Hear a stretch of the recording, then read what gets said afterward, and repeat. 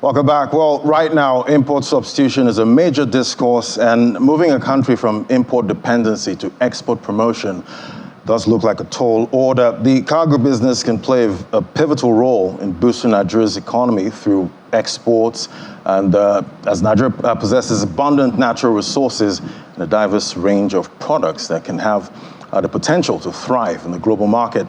Let's dive into the export value chain in Nigeria. Joining me for this conversation, two amazing ladies. I have Kikilomo Folaoguni here and Ujama, or Ama Akpata, both are co-founders of Cargo Plug, joining me right here in the studio.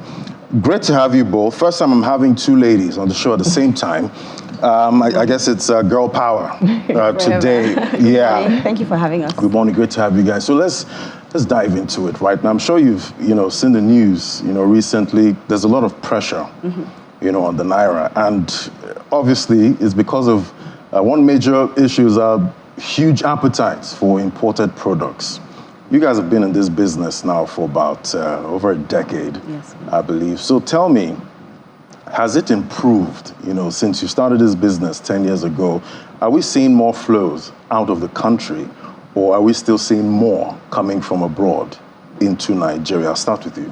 Okay, thank you, Ladi. Thank you for having us. It's a pleasure to be here. Right. So yeah, we're definitely seeing more things go out. So when we started the business in 2013, this is like 10 years ago, exactly 10 years ago, we saw a lot more coming in. Even for us personally, we had a higher appetite for things coming into the country. Our customers were seeking ways to bring things in. But of course, as things change, as you said, as the devaluation of the naira is, on the increase, we've seen more people wanting to export rather than import. So even for us as a business, we've taken a business decision to push the exports part of the business more than the imports. So over the years, we've kind of seen more, the trajectory is going more in favor of exports. More in favor of exports. Of course. Quite interesting. Ama,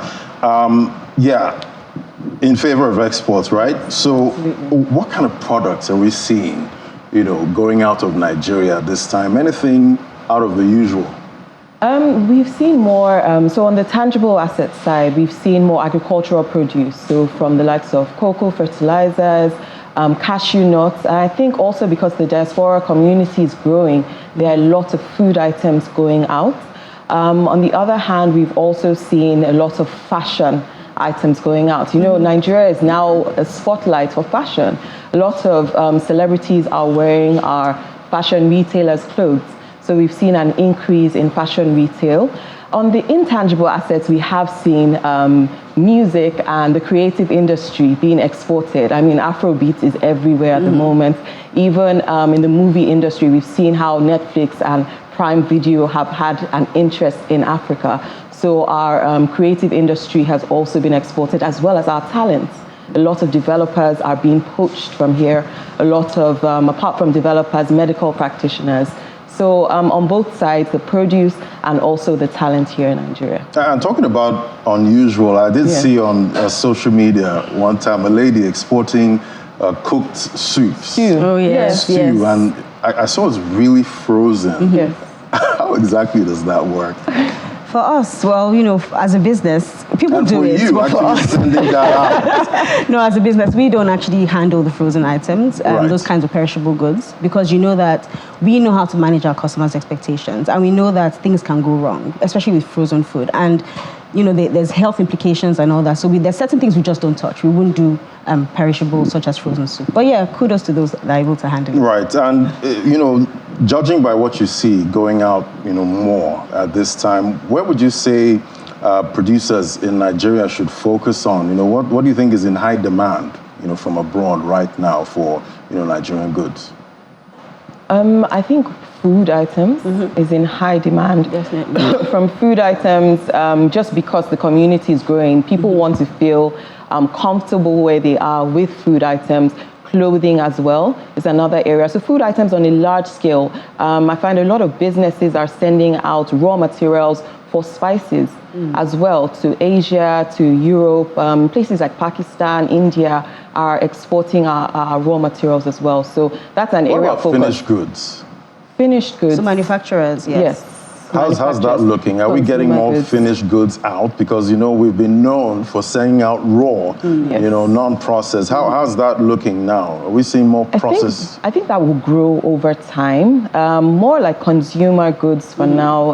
I think the finished goods will grow as soon as we can get our quality up to the international standards. But I see that over the next 3-4 years taking place. All right, Kike, what would you say is the biggest challenge now for exporters?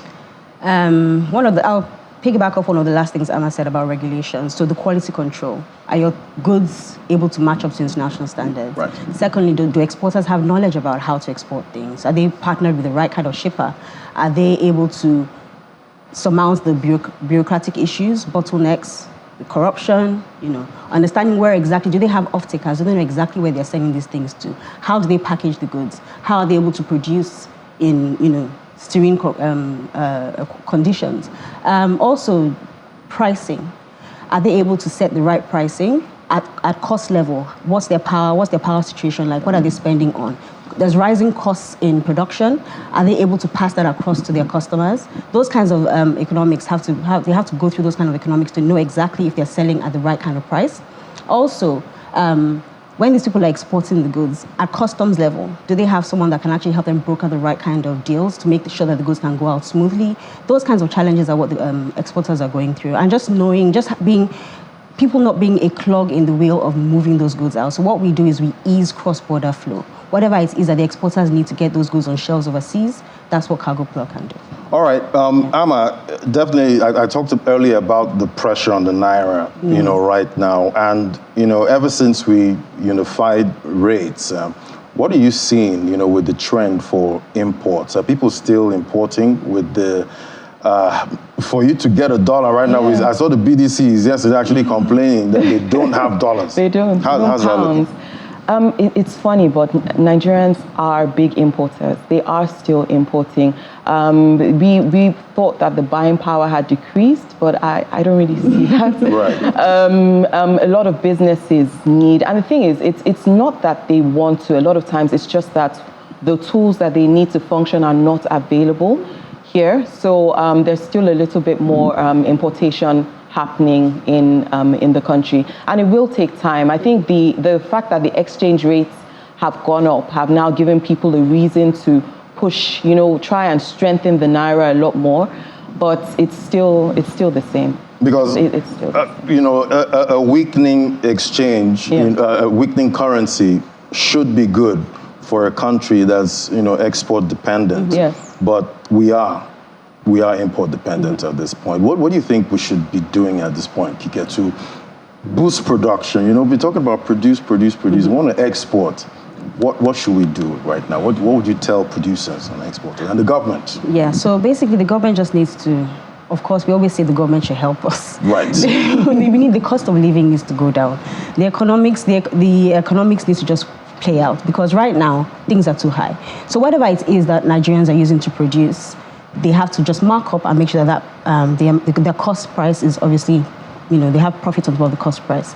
But then one of the things that we're excited about is the AFTA, which we're anticipating coming into effect, the Africa free trade, the continental free trade area. Right. So when that comes into play, we would have a lot more opportunity to export to a larger audience within our continent, and that would help us boost economics within the continent. So for Africa, or for Nigeria as a whole, being able to take advantage of the AFTA arrangement or agreement would obviously boost exports, even for us to develop ourselves. It doesn't have to go out of the continent for you to make money. So within the continent, there'll be more coming in, more going out, free tariffs, little or no tariffs, more exposure to many more people to buy from, to sell to rather. So yeah, we're just excited about things like that, our regulations. So basically it has to be collaboration between the government, collaboration with the stakeholders, and then the cargo companies. We all need to come together to make sure there's free movement of goods. Right. And talking about free movement of goods, that depends on fuel. And we've seen what happened with fuel prices, after, subsidy, gone. We saw that big jump for the price of petrol at the pump. So I'm looking at your logistics business, within. How have you been able to manage that? I think we're still managing it. Right. Struggling. Yeah, it's a bit of a struggle because that has had a direct impact on our rates as well. We've had to pass those costs on to customers, but also in making sure that we're still competitive. So the impact of that it's also impacted our staff. The cost of living has gone up for everyone, but not every business can afford to increase salaries. So we've had to offer them hybrid models, work today, come in today, work from home, offer them transportation allowances. So it has affected the business significantly. But as business owners, in Nigeria, we are very resilient. We have to just keep pushing and come up with more diverse ways of making customers comfortable and also doing business. And talking about making customers feel comfortable, how's demand been for your service? Knowing that you'd have to pass on that cost, is demand still high for businesses trying to get their goods around town here? The demand is, we've seen a decline in the demand, and I think that's everywhere. If you go to the NACO shed, you see that the numbers have dropped there.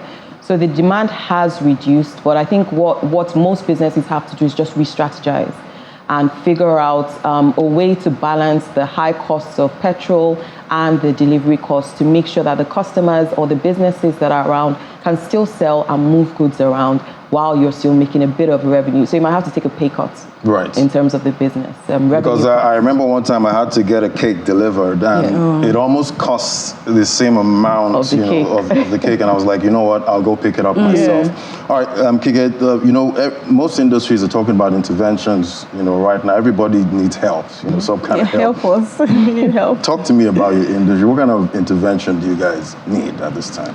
Okay, so investment. That's one of the first things. Investing in infrastructure. If you wanted to deliver a package from here to a remote area in Ondo State, for example, which is my state, you're taking into account delays from poor road networks. So investment in infrastructure, investment in technology.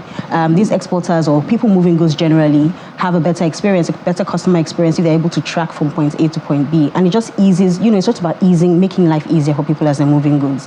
So if we're able to track goods, invest in tracking, and then regulators just helping us on the road. Even on our way here, you're seeing people harassing riders on the road. These things cause delays. Yeah, when it comes to permits. Exactly. I see that a lot with Lagos and Ogun State. Yes, and a lot of the time you're finding out on the day that you're supposed to have this, and it's like, but where? And then on that spot, the rider is delayed, his goods are seized, he's arrested, the bike is arrested, and that obviously and the goods. With the goods, yes, with the goods. So that affects your ability to deliver on your promises to your customers. So these challenges, I don't know how we can ease it. All we're trying to do is make life easy for people and keep commerce going and keep the economy growing. We're just trying to deliver and fulfill orders. So anything the government can do in terms of allowing us just do our work. You have regulations. Yes, we will meet up to those regulations, but there should be some kind of dialogue between us and them, where you're trying to help us help businesses, not stop us from helping businesses. So if there's a new paperwork, find a better way of passing across the information. And then having these guys on the road, some of them are not even in uniform. You don't know who exactly you're speaking to. And on the day, the rider you're kind of accosting the rider. So of course he responds and then it turns into something else. Meanwhile, all you're just trying to do is deliver a package and earn an honest living. All you're trying to do is deliver just a package. Yes. All right, Amma, let me have your closing thoughts now. I was going to add that in terms of intervention, I think also intervention from the likes of banks as well. I know that there were a lot of intervention funds during the COVID period. So I think because at the moment investment into the country and into businesses has gone down because of the exchange rate volatility.